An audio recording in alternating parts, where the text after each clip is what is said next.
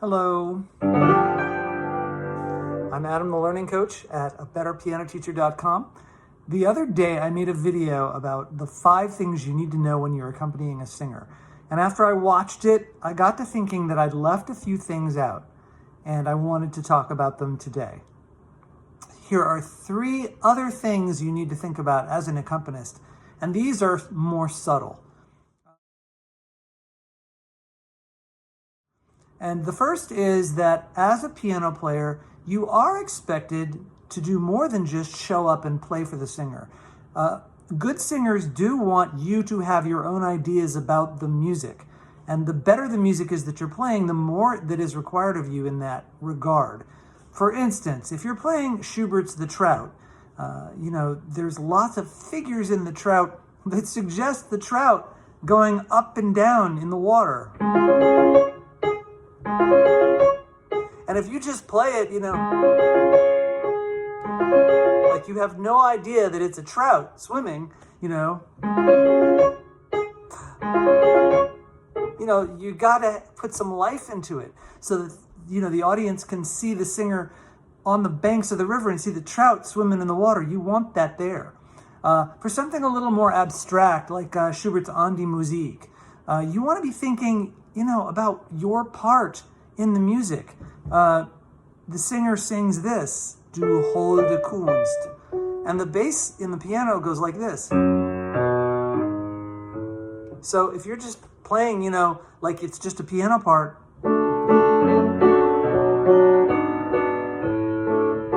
it's nice and all, but I mean, if you're just playing it, it's just like, it's just there, it's flat. But if you think that these 2 lines are speaking to each other, that the singer is singing this,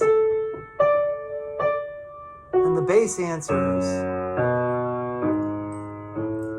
then it's like a duet between the left hand and the singer with this wonderful right hand in the middle.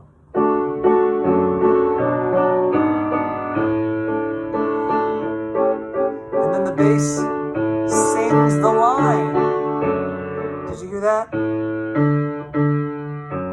Sings the melody line in this. So it's really beautiful. And then, you've got this wonderful middle part where the singer doesn't sing and the piano player has a chance to sing.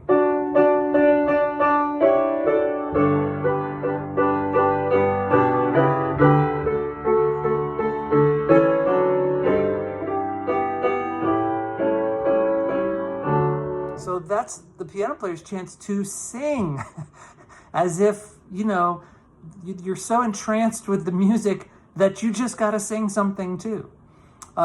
That's number 1.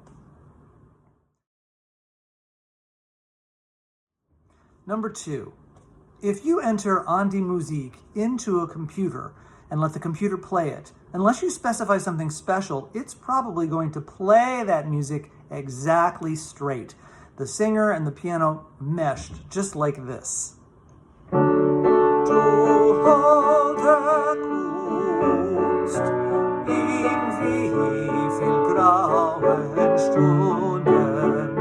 Just dead on. There are actually 2 other possibilities. One is that you as a pianist may play a little bit ahead of the singer so that your piano part comes in before they sing. Let's see if I can pull this off.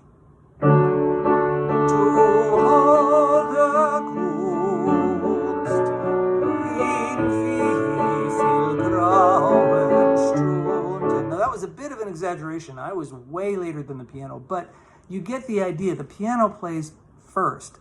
And sometimes singers like this because it gives them a chance to hear the music just a fraction of a second before they sing, and they feel more comfortable. There are some singers that prefer to lead.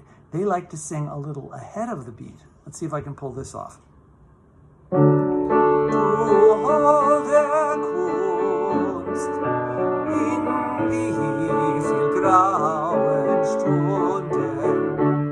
And to the audience, this is all going to just sound like a little bit of a swing, just a tiny little rhythmic discord that adds some flavor to the music. It's actually a good thing because the ear tends to want to resolve the rhythmic discrepancies, and if it's small enough, it's actually pleasing to the ear and to the heart, and can be pleasing to the singers too. I don't know how many singers, what percentage of singers know that this is something they want.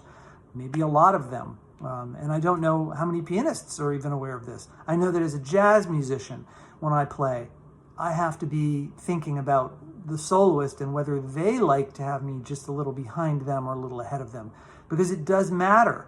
Different musicians like different things. So this is something to be aware of. And it takes a little while to even get the hang of it, but it's worth knowing.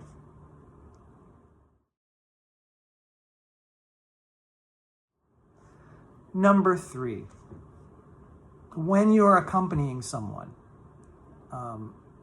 the worst thing you can do is be a piano player and a singer, and the audience hears both of those things sort of separately. As a pianist, of course, you want to be expressive. That's what we've been talking about today. But you want to be expressive in a way that has the audience thinking of the two of you together, kind of forming a single instrument made up of a voice and 2 hands. If you can't do that, if you can't mesh with the singer, then at the very least, you want the singer to be the most important thing. Even if the piano part is brilliant, like it is in all these Schubert songs, etc., you still want the singer to get the attention. If everybody's noticing the piano player and not the singer, that's not going to be good for your career, at the very least. And it's not really going to be good for the music either, because the song is first and foremost the singer. That should be obvious. But there are lots of pianists who are virtuosos and who, can't help but play as well as they can, no matter what the singer is doing. I caution you to beware of that. Make sure the singer is at least with you, if not above you.